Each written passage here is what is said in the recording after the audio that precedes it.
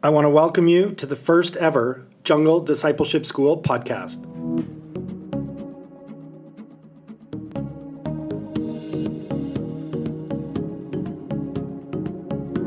My name is David Small, and I'm going to be your host on this journey for the next, I actually have no idea how long this is going to be.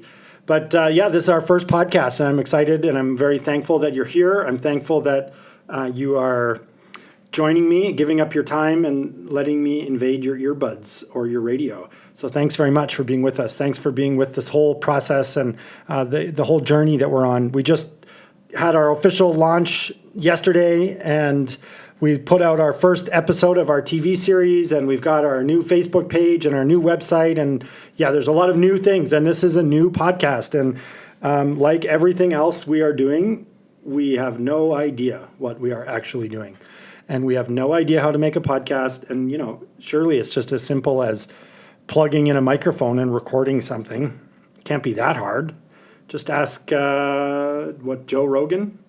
Guy, man, he just talks, tells his story, and then makes money. Wouldn't it be nice if it's just that easy?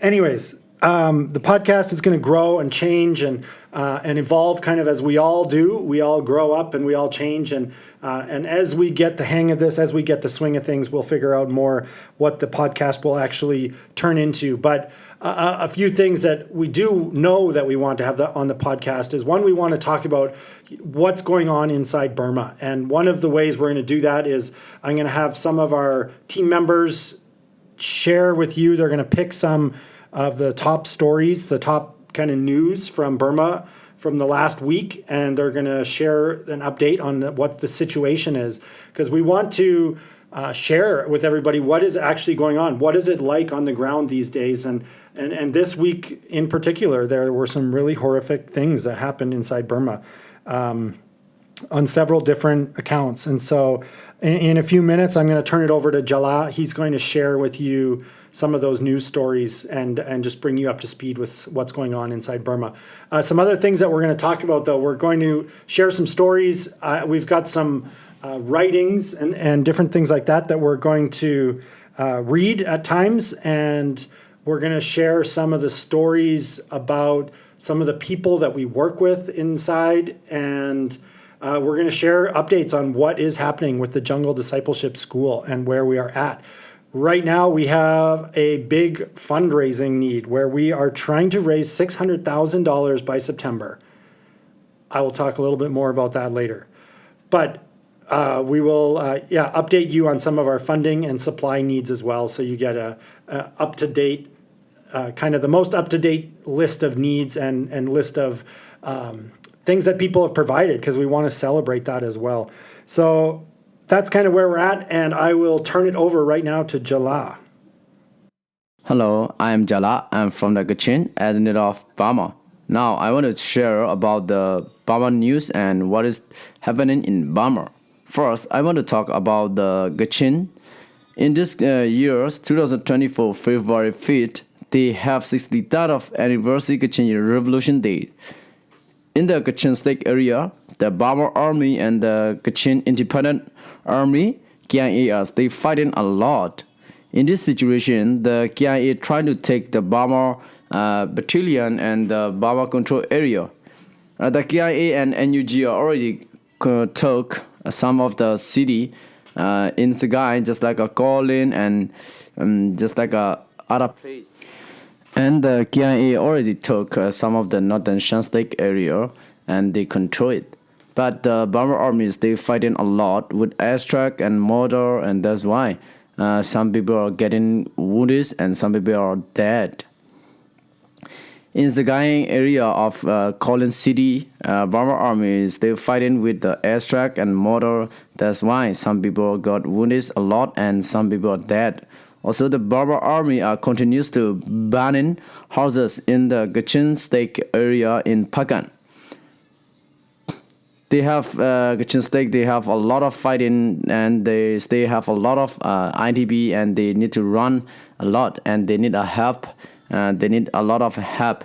Sagai area, Gango City, and Miao Kinyan village. The Burma army killed 2 PDF guys. It's just like a stay alive. They burn in and they kill it just like that. And they come and look they call all of the villager and stay in their friend. The Burma army killed the 2 PDF. Stay alive, burning. And also, in just like that situation in Ghanaians, a lot of happening, but sometimes we cannot get the information a lot. They did it many times just like that. And also in Kurani state, I want to talk about Kurani. Last week they bombing 2 school. They studying. They have a lot of their students there, and they bombing maybe over 10 times. And the 4 students are dead, and 40 students are got just like a wounded, and some villager got wounded.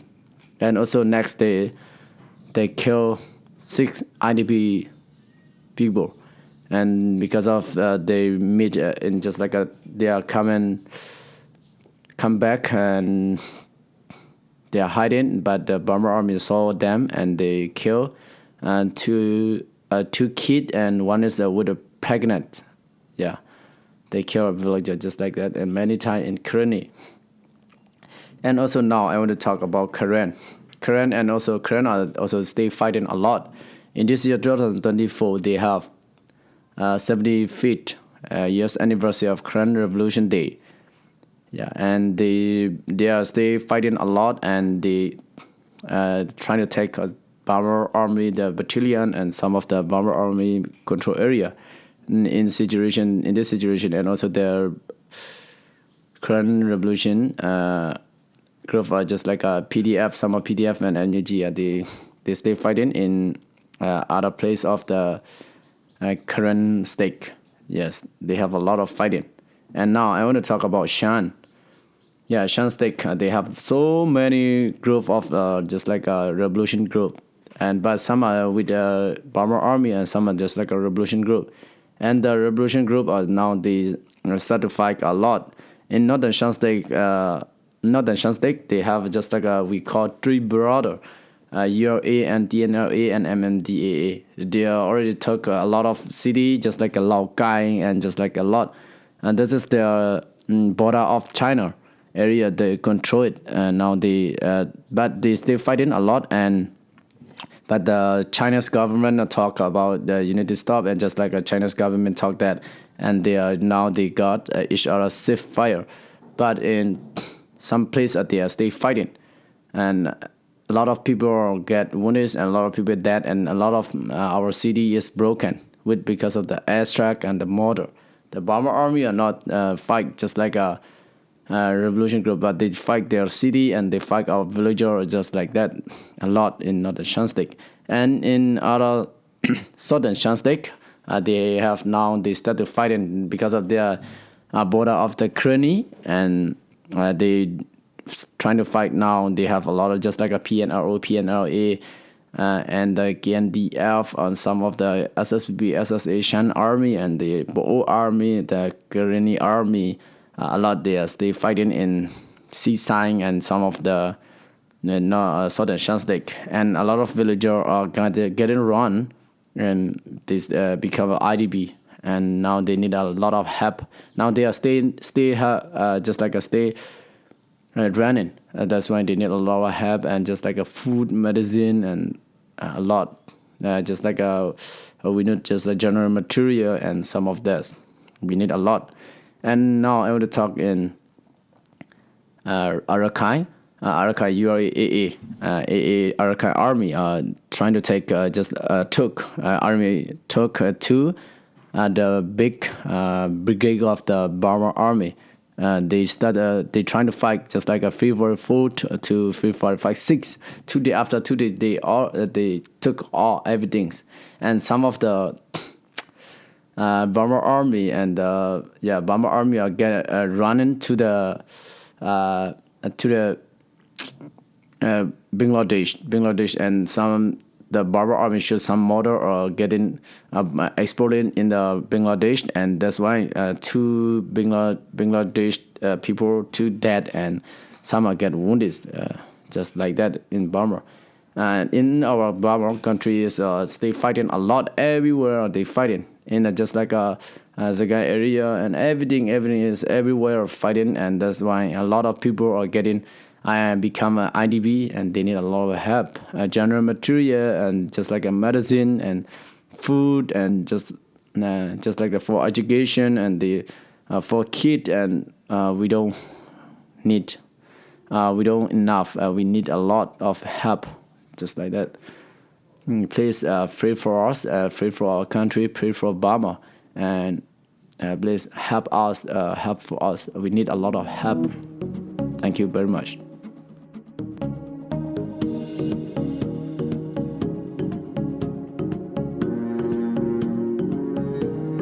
And there's some pretty horrific things happening in Burma these days, and it's hard to swallow sometimes.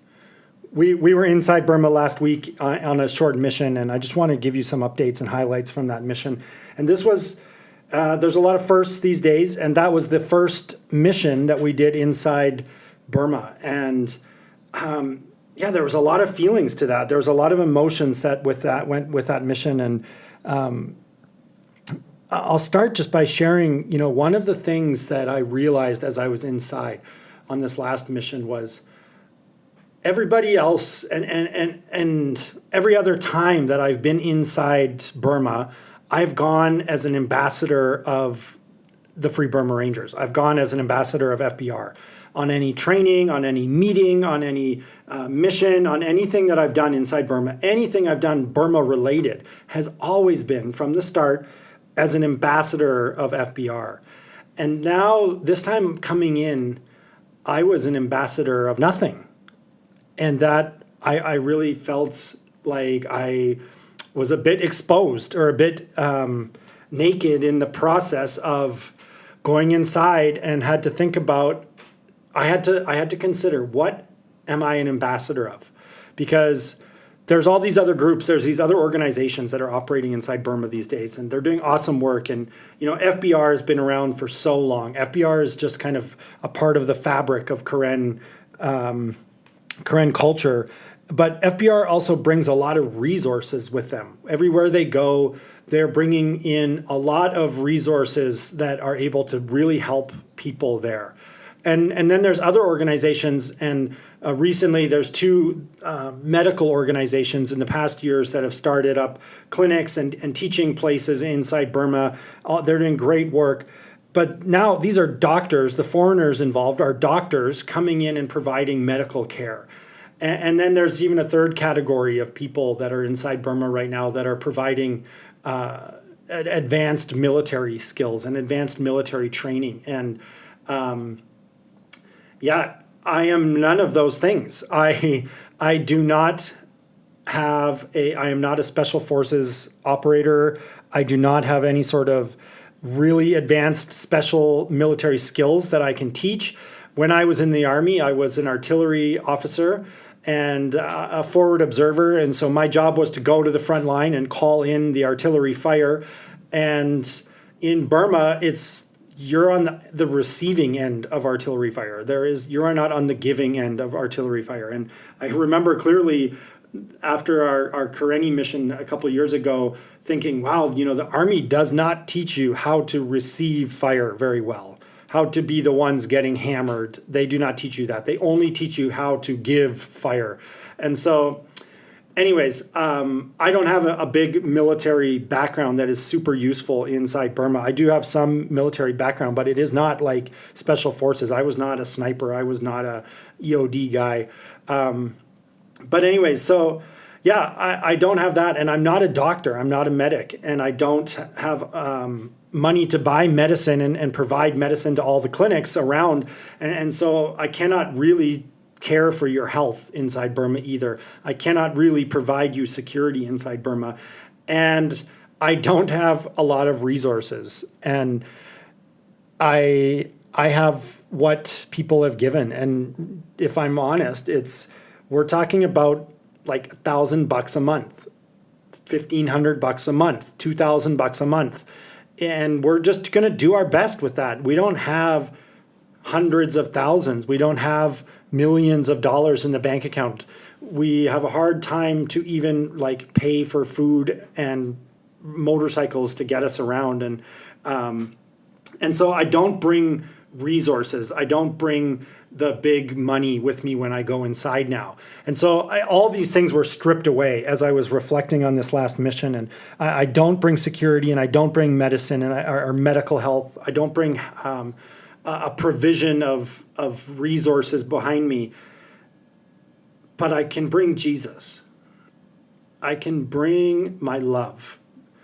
And as I was inside, I remember we were talking with the commandos one night. We were staying with my friend Gnu, and he had a bunch of the commandos over. He's an awesome guy. He special forces guy. We've been friends for a long time. A couple of years ago, he was in an attack. Last year, he was in an attack against the Burma army. Stepped on a Burma army landmine and blew his leg off. He actually put his foot kind of down his shirt and crawled himself out of Burma Army fire until he was in a safe place where he could put his own tourniquet on and then eventually get rescued out of there. He was 24 hours without any pain medicine. And then he was joking, and he told me he got some ketamine after 24 hours and felt like he was flying. So anyways, we were staying with these commandos, and I just thought, man, I hope it's enough. I hope that what I can bring now is enough for the people inside Burma. I hope that Jesus and my love is enough for people, because I don't have anything else. I don't have a medical background. I don't have a big military background. I don't have resources that are really going to change, your situation. So it's got to be enough, Jesus and love. And that kind of set the stage for the theme of this whole mission, where everywhere we went, every place that we went, from the commando battalion to meeting with some generals to the Karen Revolution Day, then on to visiting people at the FBR training ground, and over to the officer training school, and all of the people that helped us move between all of these different places. Just, it was about love. It was not about what I can give them or what I can pay them. It was not about, providing them with some security, providing them with health. All I could do was pray and be their friend. And that's it. And it was actually, I've been on the mission field as a missionary for the last decade. And this was one of the really first times that it felt like I was really a missionary, that I was really here to represent nothing other than Jesus. I can't represent myself. Like I'm a mess most days. I don't have my act together most days. And if you stay tuned to this podcast and our TV series long enough, you'll see that I am a awkward, cringeworthy guy at times, and I also lose my temper, and I have all the same vices and problems that we all do. And, I used to think about missionaries being the super Christians from the church. And when I was young going to church, I remember the missionaries that would come and visit in the off season. And I just remember thinking like, oh yeah, these are the ones that were really like super prayers and super Bible study. And they've got the whole Bible memorized, and these are the ones that are the superheroes of the congregation that God handpicks to become the missionaries on the mission field. And when God called me to the mission field a decade ago, I didn't know what I was doing. I had no money. I had no experience. I don't have a MDiv. I don't have a theology degree. I was been a Christian. I had come back to Christ, and I'd been a Christian for like 10 seconds. And God said, go. And when God says go, we have to go. If God is real, and now this was a big thing for me, is that I had to discern this down, and I really fought against this. And I really wanted what happened in my life, I really wanted it to be a coincidence. I really wanted the ways that God came back into my life to just be able to be a coincidence.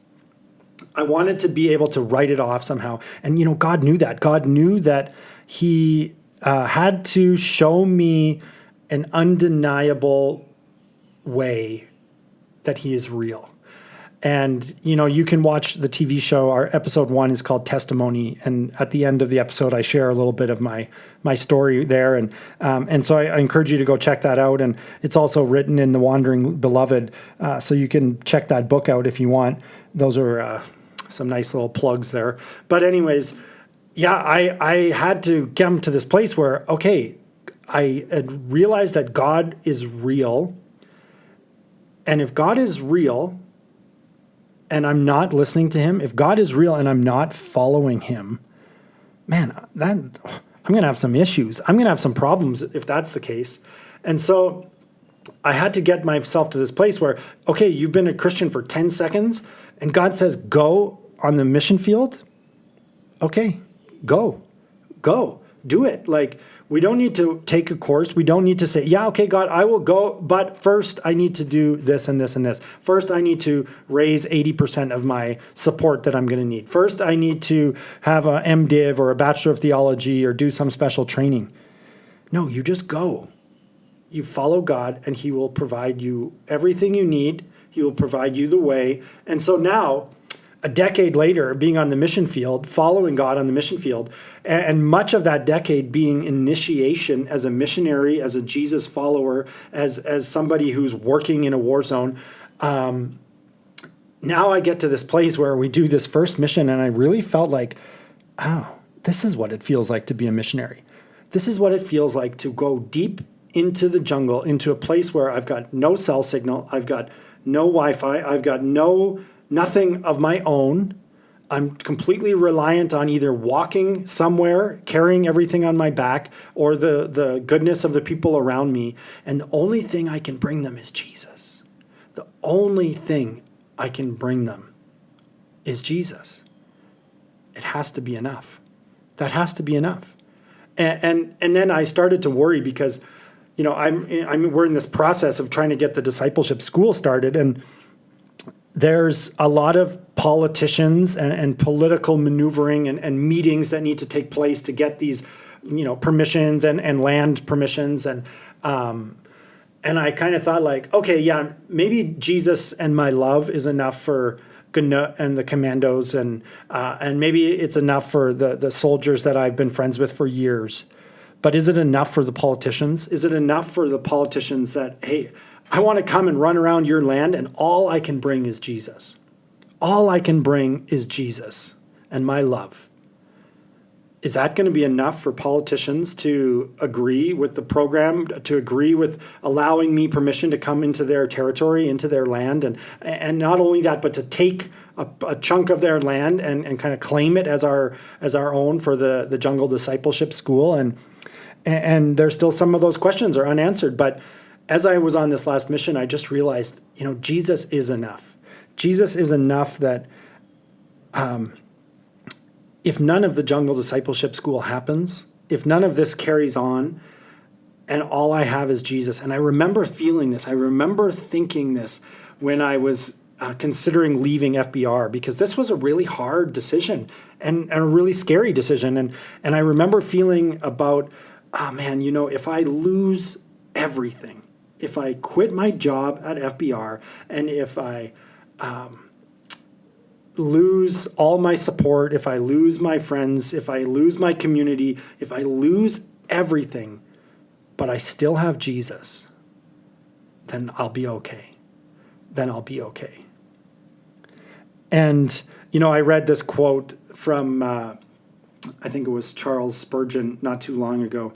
My buddy Aaron gave me this book, Spurgeon's Morning and Evening. It's a classic devotional.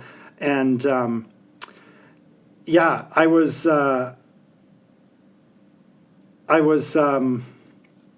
reflecting on this, and the quote said, sorry, I was just looking for it on my phone there. The quote said something along the lines of, I have a brother in heaven, and he is a king. My brother is a king, and he is not poor.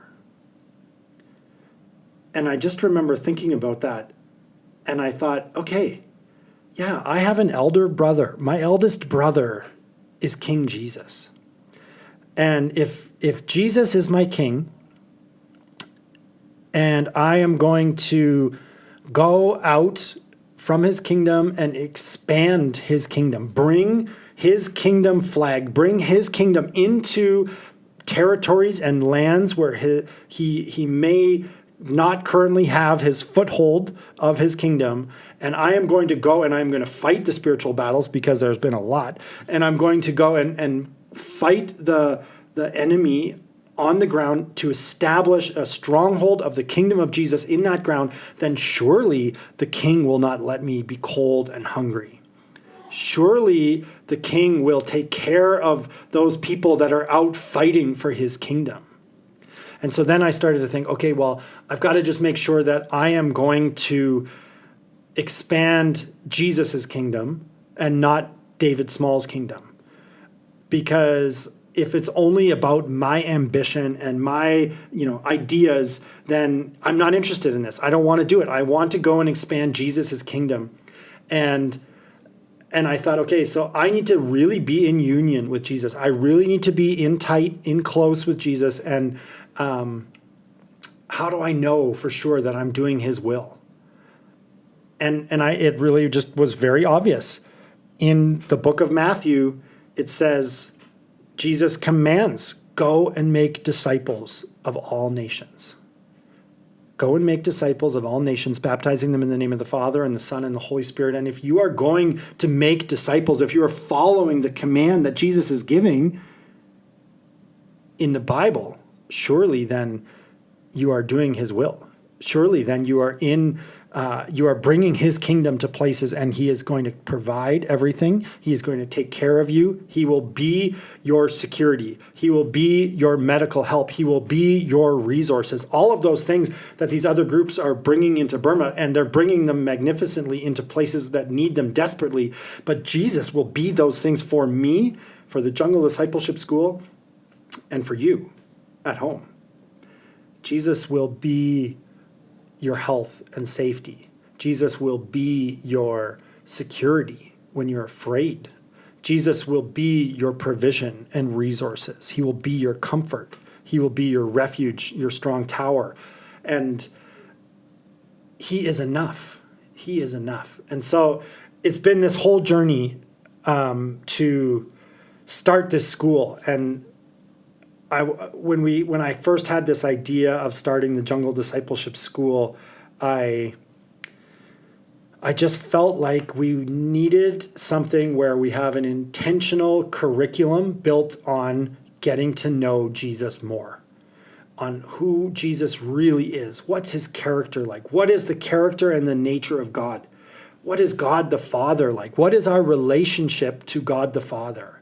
And how can we know God the Father more? Because we have a unique relationship with each member of the Trinity, and we bring our own unique baggage into each of those relationships with each member of the Trinity. And so, when I think about God as Father, I bring my own experience and my own relationships and my own baggage into that relationship to God the Father. And and so I wanted to build a place where we can live in community together, which we will do in this 10-month school year. September to June is when our school will operate.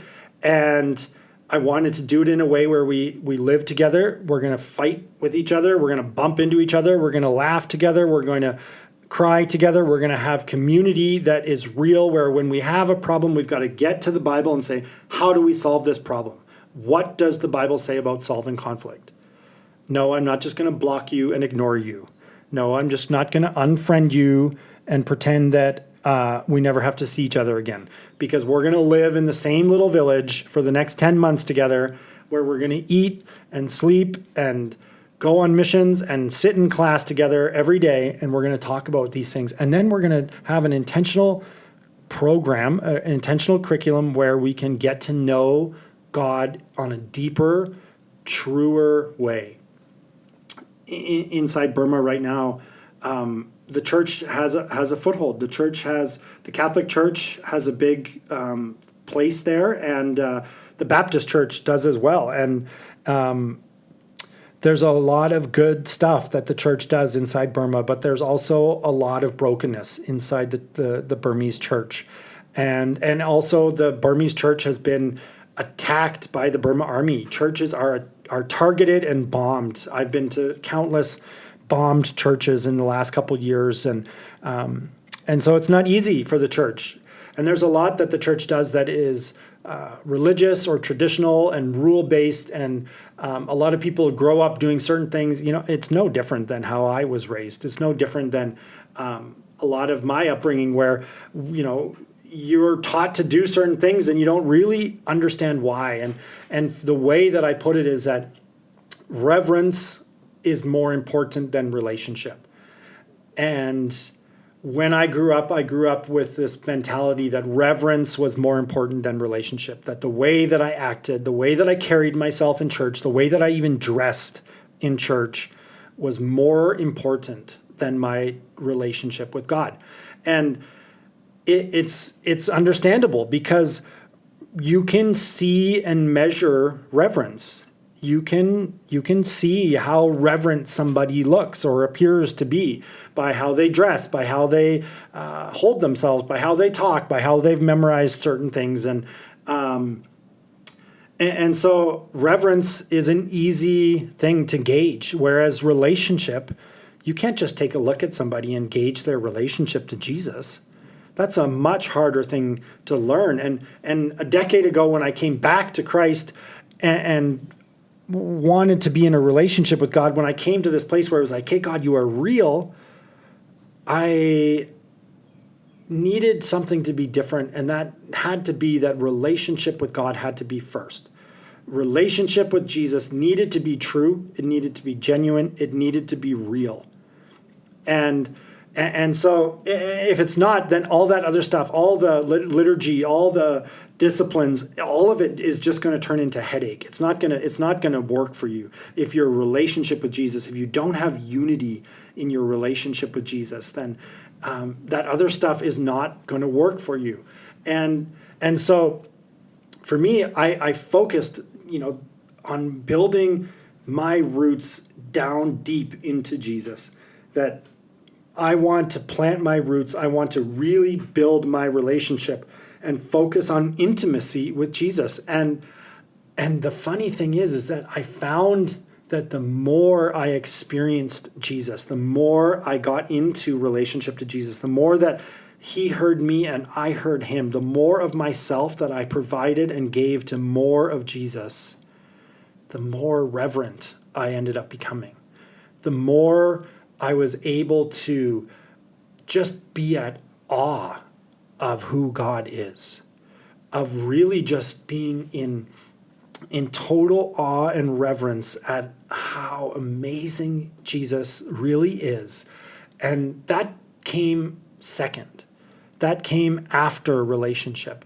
And that's one of the things at the Jungle Discipleship School that we want to focus on, is that we want people to experience and know Jesus truly. That when you come to the Jungle Discipleship School, you will stay for 10 months. And when you leave there, you will know and have a deeper understanding and true relationship with Jesus. And that's my hope. That's my goal. And discipleship is the process. Discipleship is walking day by day, hour by hour alongside people and kind of taking them by the hand and showing them the way, showing them where Jesus can be found and how he is and what his character is like and where we can find him in the Bible and where we can take the Bible and apply it to our own lives. And so that's really the purpose of the Jungle Discipleship School. And for a quick update as to where we're at right now, we've got a lot of needs. If you go to davidsmall.org, you'll find the support page, and you'll be able to see there we have a need for volunteers, both short and long-term volunteers.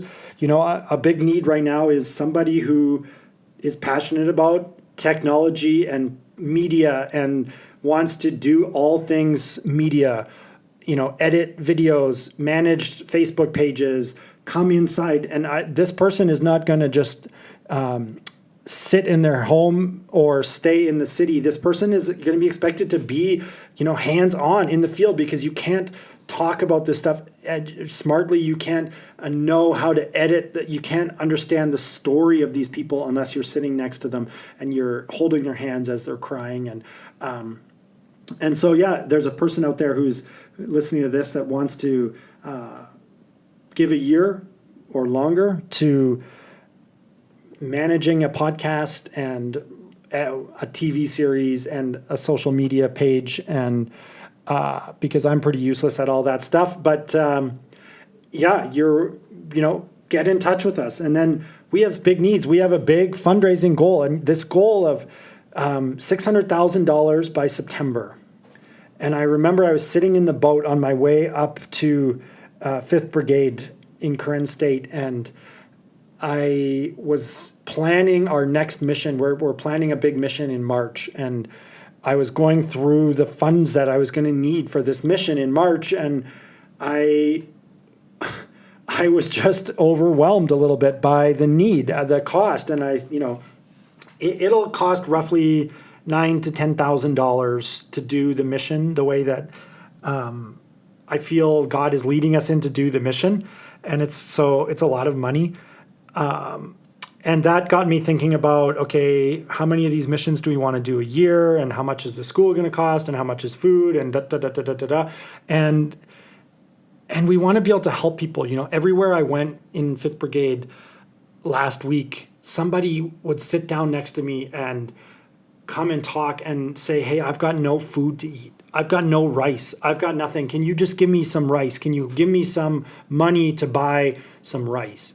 And when somebody is sitting next to you and asking you bluntly to give them food, how do you say no to that? Like, how do you say, hey, sorry, I want to save my money so that I can, rent a motorcycle to take me over the mountain? No, I can walk over the mountain and you can have this money. And anyways, so we've got this fundraising goal, $600,000 by September. And it's a goal and a fundraising goal that is kind of bigger than my imagination, because I've never had $600,000 in my life, and I don't know how that works, but my eldest brother is a king and he is not poor. So we're going to follow Jesus. We're going to follow Jesus in this process. We're going to trust God, and what he gives us, we will use. He's not giving us this money to hold on to. He's giving us this money to bless people inside Burma. And so that's what we are going to do. And I'm super excited about it. We're heading inside next week, where we're going to hopefully go and meet with some people and some township leaders to talk about some land. And so that's a really big prayer request.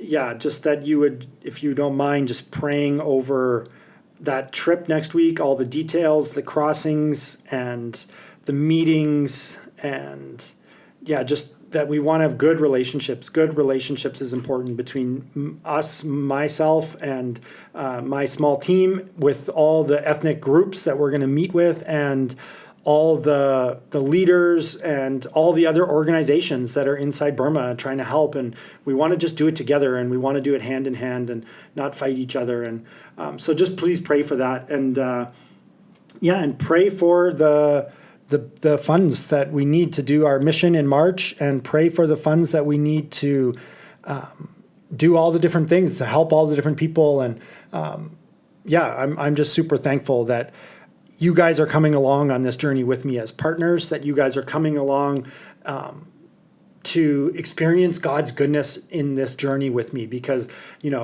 if we get $600,000 by September, I can't manufacture that. I can't come up with that somehow. That is only going to happen if God puts it on people's hearts to give money. And I am not the only one, with that money, we will be able to buy things like motorcycles for Burma and medicine and food for all of our students and uniforms for all of our students and training equipment and printing and office supplies and all these different things that we need. We'll be able to build dorms and toilets and cooking houses. So the students and the Jungle Discipleship School will be blessed, but you guys will be blessed to come on this journey with us because you will be able to see that God is providing. God is the one that is providing all of this money, and you will just be blown away when you give your life to God. And I remember giving my life to God, and in this small church, Sturgeon Alliance Church in Gibbons, Alberta, tiny little town. And I gave my life. This is where Jesus really showed me that he was real, that he loved me, that he was pursuing me. And when I could not deny, when I couldn't write it off as coincidence, when I had to just say, okay, God, you're real, the only response was to give my life to Jesus.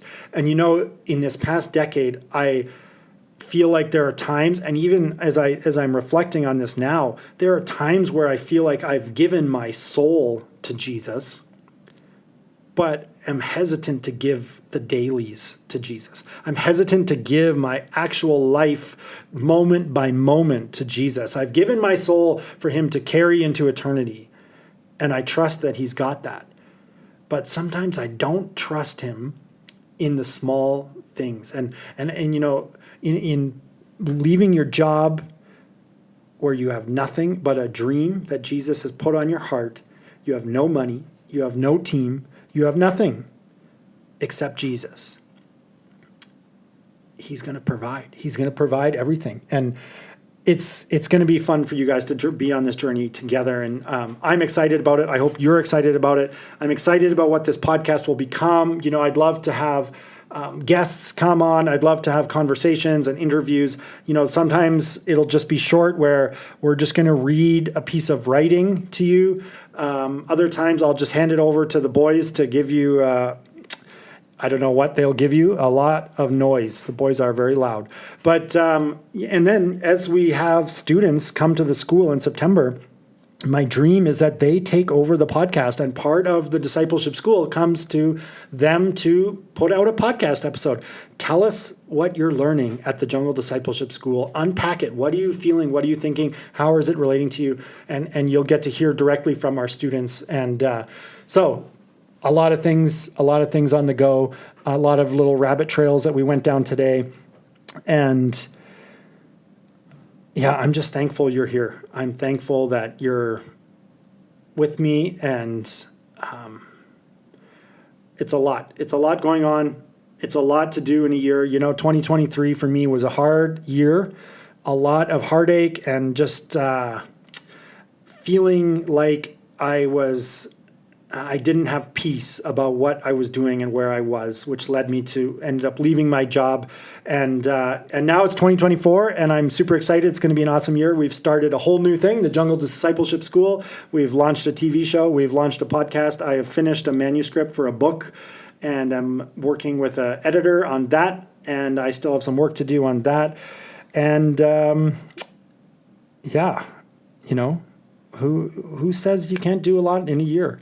So I just want to give some shout outs. A big shout out to, first of all, James and Sarah. I just want to shout out to them today because they watched every episode, everything that we had put onto Vimeo, and they signed up as new donors to help the Jungle Discipleship School. And to me, I am blown away every time somebody does that. And I'm sure there's more, but that's just one that comes to my mind right away. And I also just want to give a shout out to Cornerstone Christian School in Emo, Ontario.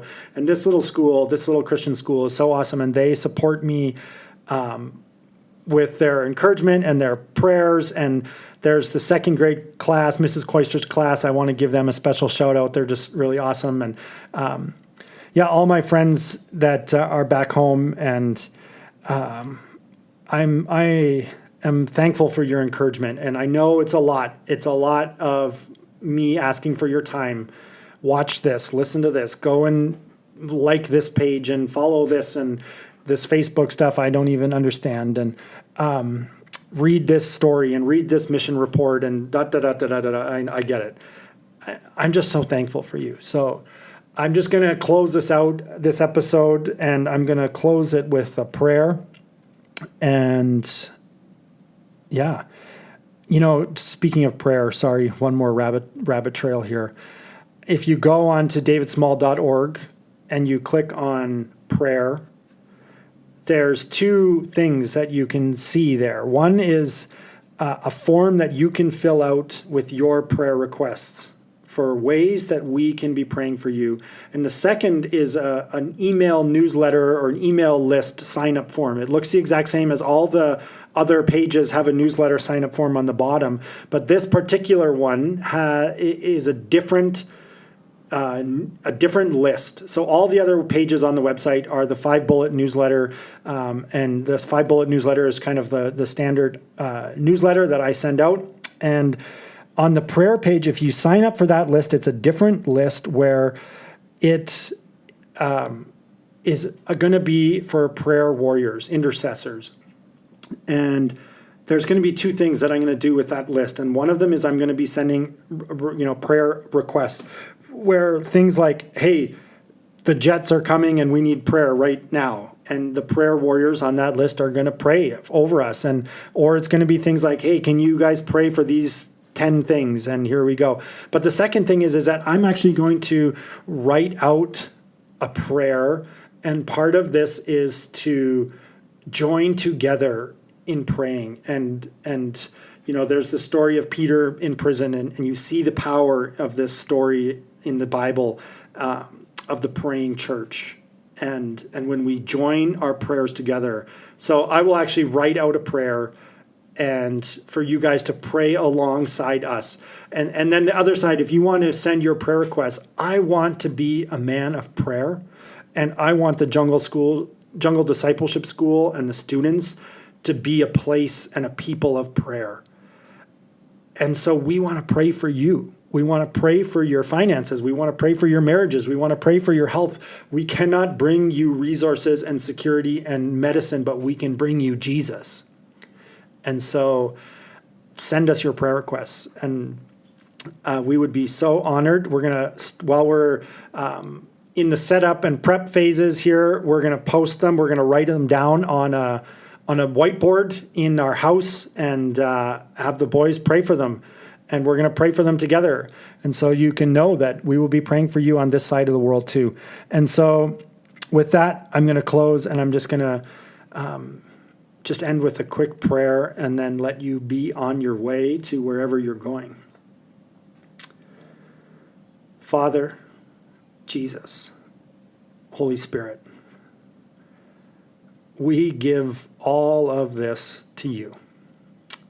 The podcast, the TV show, the website, the Facebook page, the fundraising goal, 600,000 by September, the land, the meeting, every student that wants to come, we hold it with an open hand. We give it all to you. We want to follow you. You are enough. You are enough.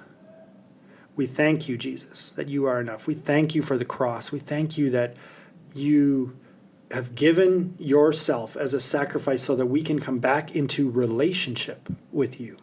And so, Jesus, I just ask for a good relationship with you.